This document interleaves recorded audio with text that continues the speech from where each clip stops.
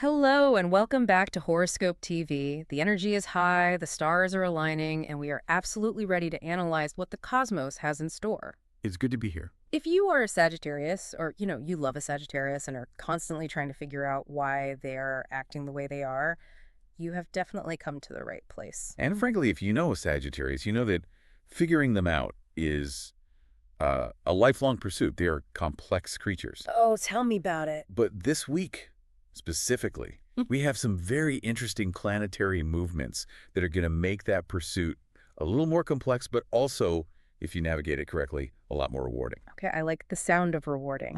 We're looking at the detailed forecast for the week of February 23rd to March 1st, 2026. And I have to say, looking at the charts, just looking at the astrological data we have here, it feels like a bit of a roller coaster, but like a roller coaster that ends up being really therapeutic. That is a surprisingly accurate metaphor. We are analyzing a week that, well, it starts with tension, moves through a period of introspection and, potential confusion, navigates a volatile spike in energy, and then lands, hopefully, in a place of profound peace. It's a whole story. It's a narrative arc. I love a happy ending. So, looking at the big picture, for our archers out there, Sagittarius, what's the headline? If we had to put a title on this week, what are we calling it? The mission for this week is Seeking Balance and Roots. Seeking balance and roots. Okay, that sounds kind of un-Sagittarius. I feel like usually Sagittarius is all about seeking adventure and flight. Right. They want the backpack and the one-way ticket. Which is exactly why this week is so significant. The cosmos is essentially grabbing the Sagittarius by the shoulders and saying, look down. Look at where you were standing. Look at your home. It's not about the horizon this week. It's about the foundation. If you try to run before you've checked your shoes, you're going to trip. Okay, that's a powerful image. Let's unpack this. Because I see three major cosmic events on the timeline here that seem to be driving this whole narrative. Yes. We have a first quarter moon, we have the start of a Mercury retrograde, everyone's favorite, and we have this really intense Mars-Uranus situation. Yes. Those are the pillars of the week. Those are the events that are going to dictate the weather, so to speak. And for the listener, the learner out there who might be thinking, okay, great, planets are moving, but what does that mean for my wallet and my relationship? We are going to break that down. We're going to analyze exactly how these shifts hit your home life, your career, and yes, your bank account. And we'll do it without getting bogged down in too much jargon. The goal is clarity. We want you to understand the why behind the feelings you're going to have this week. Always. So let's jump into section 1, the general landscape. You mentioned roots and foundations. Why is late February 2026 asking Sagittarius to look inward? Well, if you look at where the planetary energy is concentrating, it's hitting the sectors of the chart that are all about the private self, specifically the fourth house. The fourth house. Usually, Sagittarius energy is outward-facing, social, philosophical, expansive, exploring the ninth house of travel. But the data shows a kind of magnetic pull toward the domestic sphere. The domestic sphere. So we're talking about the actual house, the apartment, the family unit, all that stuff. Precisely. It's about the home. In both the literal sense, the walls around you, the roof over your head, and the metaphorical sense, the people and memories that ground you. Your ancestry, your childhood, your inner sanctuary. Wow. The universe is suggesting that you can't expand outward effectively right now if your base is shaky. That makes so much sense. You can't launch a rocket from a swamp. Right. And on Tuesday, February 24th, we get the first big test of that foundation, the first quarter moon. Okay, first quarter moon. I always think of full moons as the big drama and new moons as the fresh start. What's the specific vibe of a first quarter moon? Friction. Action. A first quarter moon is a square aspect between the sun and the moon. Geometrically, they're at a 90-degree angle. It creates a crisis of consciousness. A crisis. It's that moment in a movie where the hero has to make a choice. They've started the journey, but now there's a tree blocking the road. Oh, okay. For Sagittarius this week, on the 24th, that friction is between your personal life and your public goals. Oof. The classic work-life balance struggle. It is the classic struggle, but it's amplified by the astrology. The moon is demanding attention to those inner needs, those roots we talked about. Maybe you just want to stay in bed, or your family needs you. But the sun, your public self, is pulling the other way, demanding performance. So practically speaking, for our Sagittarius listener, this might look like your boss asks you to stay late on Tuesday to finish a report, but you promised your partner you'd cook dinner. Exactly that. Or you have a networking event that could be great for your reputation, but your kid has a school play, or, your pipes just burst at home. The universe is going to present a choice. And what's the right choice? Well, because the theme is roots, the suggestion from the stars is that you need to find a way to honor the personal without completely destroying the professional. So don't just bail on work and scream, I quit, but maybe set a boundary. Correct. It's about integration. Leaving work on time to handle family matters isn't a failure of your career. It's necessary maintenance of your foundation. You have to be brave enough to say, I have to go. Got it. So Tuesday the 24th, expect a tug of war. But then we get to Thursday, February 26th. And here comes the big one, Mercury retrograde. Mercury retrograde, it happens 3 or 4 times a year, and we always dread it. It's that optical illusion where the planet appears to move backward in the sky, but astrologically it coincides with delays, miscommunications. And technology failures, all of it. We blame it for everything. Oh, I spilled my coffee. Mercury retrograde. My car won't start. Mercury retrograde. And sometimes that is true. But what's fascinating here is where it's happening. This retrograde begins specifically in the Sagittarius' house of home and family. Okay, so it's not just general communication breakdowns. It's targeted. It is very targeted. Yeah. This isn't just about emails bouncing back or Instagram glitching out. This is about rethinking the domestic realm. It's about the communication within the 4 walls of your house. Rethinking, that sounds ominous. It doesn't have to be. Think of retrograde as redoing, reviewing, repairing, reconnecting, renovating. Okay. Since it is in the house of home, this might manifest as old family matters resurfacing.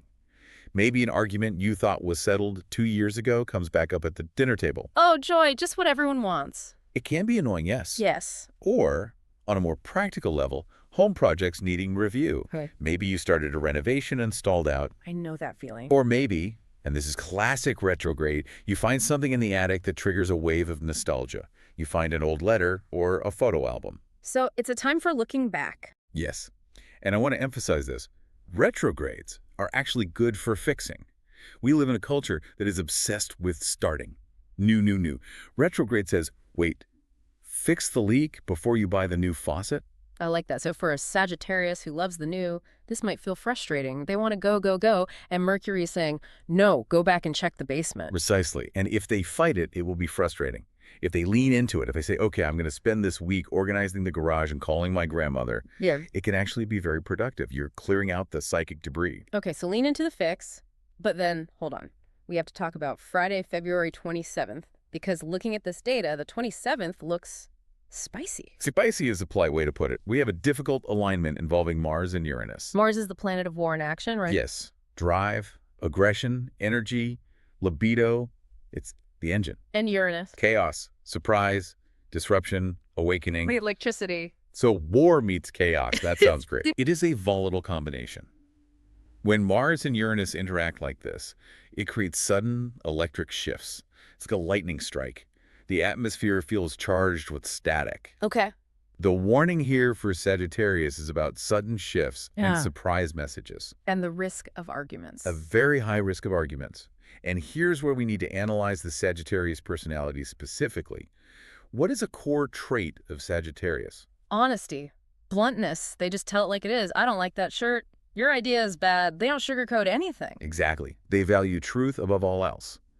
But on February 27th, under this Mars-Uranus influence, that unbridled honesty is a match in a powder keg. So they might think they're just being honest, but it lands like an explosion? Yes. They might say something impulsively. Uranus is very impulsive, and because Mars is there, it comes out aggressively. I'm just telling the truth. Well, yes, but you just started a war you didn't mean to start. You dropped a truth bomb, but you dropped it on your own house. Exactly. So the advice for the 27th is maybe zip it. Or at least count to 10, count to 20. If you feel that urge to deliver a truth bomb, maybe wait until Saturday. Ask yourself, does this need to be said right now? Oh, why Saturday? What happens on February 28th? The resolution. After the storm of the 27th, we have a beautiful meeting of Mercury and Venus on the 28th. Mercury and Venus. Communication meets love. Communication meets harmony, beauty, and affection. It's the perfect antidote to the Mars-Uranus energy. It washes away the tension. So if you did accidentally blow something up on Friday... Saturday's the day to fix it. The 28th brings a clear mind, kindness, and a return to peace. It implies that if you can just navigate the tension of the week, the weekend brings a really lovely release. It's the calm after the storm. That's it. Exactly. Okay, so that's the roadmap. Tuesday, tension. Thursday, slow down and fix. Friday, watch your mouth. Saturday, hug it out. That is the perfect summary. All right, let's pivot to what everyone really wants to know about, love and romance. Always the priority. So, based on this roots theme, I'm guessing we aren't seeing wild nights out at the club for Sagittarius this week. No, the vibe is decidedly domestic bliss and nostalgia. Domestic bliss. Which sounds cozy, but for a sign that likes freedom, can that feel trapping? It can, if they resist it. Yeah. But the data suggests that love is centered on home and deep feelings rather than big nights out. It's not about the excitement of the chase, it's about the comfort of the catch. Ah. It's about wearing sweatpants with someone you love and feeling completely safe. Okay.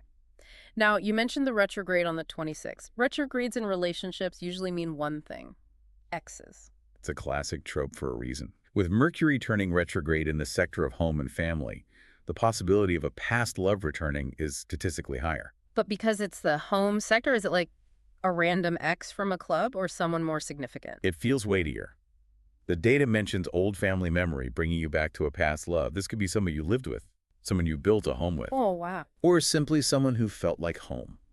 Someone who knew you before you became who you are now. Felt like home. That's a really powerful phrase. It hits the emotions. It is. And this retrograde might make a Sagittarius rethink a living situation. If you're in a relationship, you might be looking at your shared space and asking, does this work for us? Does this reflect who we are? Reworking the feng shui of the relationship. In a way, yeah.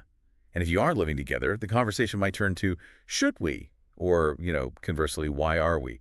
It's a period of structural review for the heart. Checking the foundation of the relationship. Exactly. Which brings us back to that Saturday, February 28th. You called it the resolution, but in the context of love, it looks like a peak romantic moment. It absolutely is. The Mercury-Venus conjunction is one of the best aspects for soulful conversation. I love that term, soulful conversation. Not just what do you want for dinner, but who are we? Yes, and the setting is crucial here. The forecast emphasizes doing this in the comfort of your home. This is not a conversation to have at a loud restaurant. It's a couch conversation. A pillow talk conversation. Yes. The environment needs to feel safe so the hearts can open. It sounds intimate. Very. It allows for an easier expression of the heart.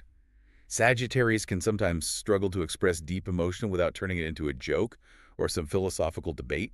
They deflect. But on the 28th, the channel is open.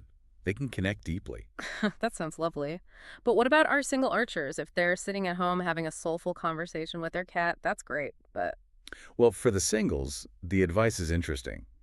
The forecast talks about a soul pull. A soul pull? Feeling drawn to someone who feels like family.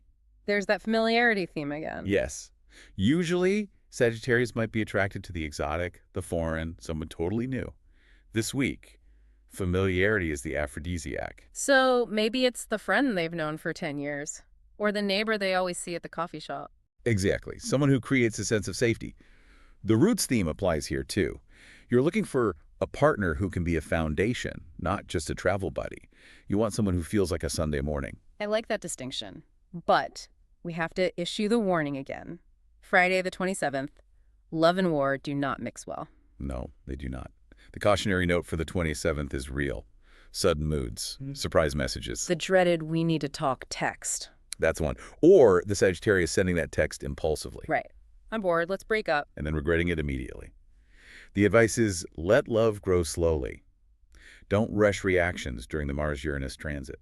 If you feel a sudden spike of anger or restlessness in your relationship on Friday, recognize it for what it is, planetary weather, and wait it out. Don't act on it. Do not make a permanent decision on a temporary emotion. Just wait for the weather to change. Saturday brings the sunshine. Exactly. All right, let's get to business. Work and career. Sagittarius is usually looking for the next big opportunity, but this week, foundations over forward motion. Yes. This is a shift.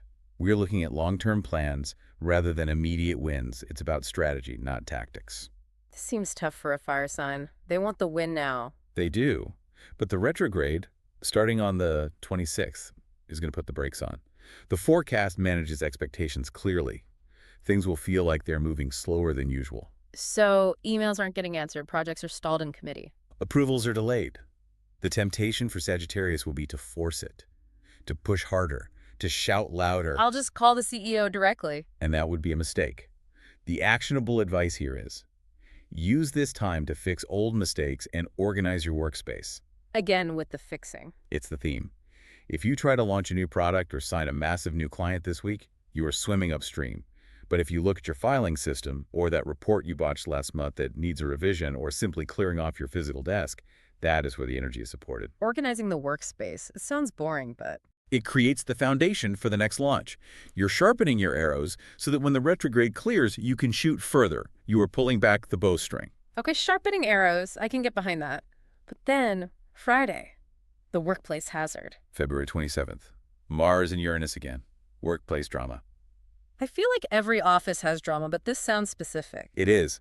The trigger is arguments about local projects or specific goals. Local projects. So maybe not the global strategy, but like, who's in charge of the break room cleanup? Or a disagreement about a specific tactical move on a project. And because it involves Uranus, it comes out of nowhere. You walk into a meeting thinking it's a routine check-in, and suddenly someone is shouting about a spreadsheet. Wow. Or technology fails right in the middle of a presentation. Yikes. So what is the strategy? Stay away from the drama. Just hide. Essentially, yes. Do not engage. If you see the storm clouds gathering in the conference room, don't walk in. Be patient. Keep your focus on the long-term vision. Right. This argument about the stapler doesn't matter in the grand scheme of my career. Exactly. Rise above it. Because by the 28th, the resolution kicks in here too. Communication with coworkers becomes much easier. And the forecast mentions the Sagittarius asset. Yes. Honesty with kindness. That's the key combination. Not just honesty, honesty with kindness. On Saturday or even late Friday as the energy shifts, you can use that trait to find soulful solutions. You can be the one who says, look, we disagreed yesterday, but here's the truth of the situation, and I want to help us fix it. That's leadership. It is. It's using the retrograde energy to repair the team dynamic. Okay, let's talk money. We all want to know about the wallet. Steady but cautious. That is the headline. The financial climate is not disastrous, but it requires extra care. But there is an opportunity on the 24th. The forecast mentions a spark. Yes, on Tuesday the 24th, a new idea for increasing income. And notice where it comes from, a home-based project. Connecting back to the roots theme. Everything is connected. This could be a literal home business idea, maybe selling things from your attic, which fits the cleaning and retrograde theme. Or maybe a side hustle you can do from your living room. Or maybe you realize you can rent out your parking spot or something. Something that utilizes your domestic assets. It's a good day to brainstorm that. Then comes the retrograde on the 26th. And we have rules. We have strict rules. Rule number 1, do not sign new money contracts. Just don't do it. If you can avoid it, absolutely avoid it. Contracts signed during Mercury retrograde, especially in the home sector, often have hidden clauses, or the terms change later, or you just misunderstood what you were signing. The details get fuzzy. Okay, rule number 2. Do not buy expensive things for the home without thinking twice. This is hard. You're stuck at home, you're looking at your roots, you're organizing. You want to buy that new specialized ergonomic chair or the fancy espresso machine. And the stars are screaming, wait. Because under this influence, you might buy it and realize it's broken, or it doesn't fit, or more likely you bought it to fill an emotional void, that nostalgia we talked about, and you regret the expense later. Buyer's remorse is real. It is. Also, expect small delays with payments or refunds. Don't panic if the check doesn't clear on Thursday. It's just the retrograde. And then the 27th, the unexpected. The Mars square Uranus impact on the wallet. An unexpected expense. And it says it's related to a local matter or a tool you use. A tool you use? Your laptop crashes, your car needs a part, the dishwasher breaks. Ugh, the tool you need to do your job or just live your life. Exactly. Yeah. Sudden breakage. The strategy is keep your budget simple, have a little buffer, don't spend your last dime on Wednesday because you might need it on Friday to replace a tire. Good advice. But again, Saturday brings relief. The upturn on February 8th. Mercury-Venus benefit. Good news regarding a family resource or a small gain. A family resource. Oh. Grandma sends a check. Could be. Or you find out that you can save money on a family phone plan. Or maybe that home-based idea you had on Tuesday starts to show a little promise. It's a small gain, but it feels positive. I'll take a small gain over a big loss any day. Amen to that. Let's move to health and wellness. Because if we are stressed about money and arguing with our partners, our health usually takes a hit. And the connection here is explicit. The mind-body-home connection. Health is tied to the home environment this week. If your home is chaotic, your health will suffer this week. That is the core concept. The requirement is to create a peaceful space. So cleaning the house isn't just about chores, it's actually about mental health. Absolutely. A cluttered hallway leads to a cluttered mind, especially with Mercury retrograde in that sector. Your brain subconsciously processes every object it sees. If it sees mess, it creates low-level stress. Speaking of retrograde symptoms, on the 26th, the forecast says to watch out for feeling tired or having heavy thoughts. Yes, this isn't just physical fatigue, it's mental weight. Processing the past takes energy. Rethinking takes energy. It drains the battery. So what's the prescription? Go run a marathon to shake it off. The opposite. Quiet meditation at home, relaxing hobbies. Knitting, puzzles. Perfect. Anything repetitive and soothing. Clearing the mind is more important than physical exertion here. If you try to push through the fatigue with intense cardio, you might just burn out completely. But then comes Friday the 27th, the anxiety spike. Mars and Uranus create a physiological response, feeling restless, tight, or anxious. It's that feeling of having too much coffee and nowhere to go. It's adrenaline with no outlet. I hate that feeling, the jittery feeling. So the remedy changes. On Friday, you shouldn't just sit and meditate because you have too much adrenaline. You need gentle exercise. Specifically. Yoga or a brisk walk in your neighborhood. Staying local again. Yes. Don't drive to a new gym. Walk around your block. Ground yourself in your immediate environment. The goal is relaxing the nervous system, not building muscle. You need to move the energy out of the body without stressing the system further. And by Saturday. Recovery. Yeah. You shift to feeling vibrant and peaceful. But remember the reminder, the body needs rest. Even if you feel good on Saturday, don't overdo it. Just enjoy the peace. It really is a journey this week. From tension to tiredness to anxiety to peace. It's a detoxification process. I like that, a cosmic detox. All right, let's get into the fun stuff, the cosmic toolkit. My favorite part. We have colors, numbers, and matches. Let's start with the color of the week. Purple. Specifically, the code hashtag 800-008. Yeah, purple. That feels regal. It is regal, but it is also spiritual. Purple is the color of the crown chakra. It connects us to higher wisdom. Which fits the soulful vibe of the week. Exactly. It's a color of introspection and deep knowing. Wearing purple or having it in your home, maybe buying some purple flowers, aligns you with that desire to find your roots and your truth. Okay, I'm wearing my purple hoodie. What about lucky numbers? We have a pattern here. 3, 12, 21, 30, 39, 48. I see it. Multiples of 3. Multiples of 3. The number 3 is associated with Jupiter, the ruling planet of Sagittarius. It's about growth, expansion, even if it's internal, and synthesis. It represents the triad, beginning, middle, and end. So look for the 3s. And remember the best dates recap, February 24th, that's the start, the moon, and February 28th, the resolution. Now let's talk people. Compatibility. The best match for Sagittarius this week is Aries. another fire sign. Yes, and let's analyze why. Aries brings bold and exciting energy. But I thought we were supposed to be staying home and looking at our roots. That's the beauty of it. Yeah. The world feels slow this week. Mercury is retrograde. Things are dragging. Aries doesn't do drag. Aries brings the spark. Exactly. Aries keeps Sagittarius active and motivated when the energy feels heavy. They're the ones who say, okay, we're cleaning the garage, let's make it a competition. I can totally see that. Making the mundane fun. And crucially, think about Friday the 27th. That tension. Aries understands the need for honesty. They are pretty blunt too. They are.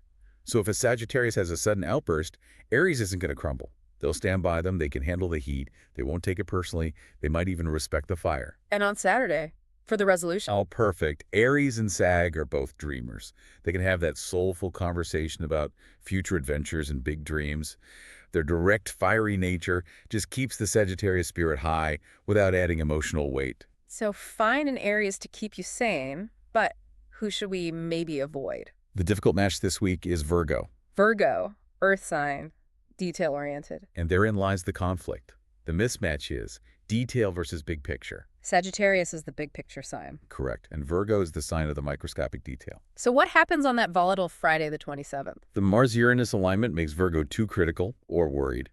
They might start nitpicking the plan. Did you check the fine print? Did you measure the corner? Why is the spoon here? And Sagittarius, who is already feeling restless, just explodes. Right. Why do you care about the inches? I'm talking about the vibe E. I can hear the argument now. It creates a perception gap. Virgo sees Sagittarius as impulsive and detached. Sagittarius sees Virgo as too focused on work and, frankly, boring. And with Mercury retrograde, Communication is already broken, so talking to a Virgo becomes a struggle. Misunderstandings about details are rampant. I said 5.0. No, you said 5.30. Exactly. The advice is simple. Avoid serious talks with Virgos until the energy clears. It's not that you can't be friends, but maybe don't try to solve a complex problem together this week. Save the Virgo talks for March. Ideally. So we have covered a lot. We have looked at the roots, the home, the retrograde, the arguments, the love, and the money. It's a big week. It is a foundational week. If we had to summarize this journey for the listener, It's a descent and an ascent. You start by going inward, realizing the friction between your public and private life. You spend the middle of the week fixing your home base, literally and metaphorically. You survive the shock of the 27th, that Mars-Uranus lightning bolt, by staying calm and local. And you land on the 28th in a peaceful place, having cleared the air and reconnected with your heart. That is a beautiful arc. It's almost like a little movie script for the week. It is. And I want to leave the listener with a thought. You mentioned the first quarter moon asking us to balance public and private. Yes. Here is my provocative thought for you, Sagittarius. We always talk about growing, reaching, expanding the branches of the tree, but a tree can only grow as high as its roots are deep. That is the truth. So this week, ask yourself, are you sacrificing your roots for your branches? Are you trying to grow so tall that you're falling over? That is the question of the first quarter moon, and the answer might just be found in your own living room this week. I love that. Well, thank you so much for breaking all this down with us. This was incredibly helpful. My pleasure. It is going to be an interesting week for the Archers. Indeed it is. And thank you for tuning into this episode on Horoscope TV. We hope this guide helps you navigate the retrogrades and the moon phases with a little more grace and a lot more humor. Absolutely. If you enjoyed this analysis and you want to make sure you're prepared for what comes next, because March is going to have its own surprises, please subscribe. That way you get notified the second the next forecast is available. You won't want to miss it. Until next time, keep looking up, but this week, maybe look around your home first. Wise words. Bye for now.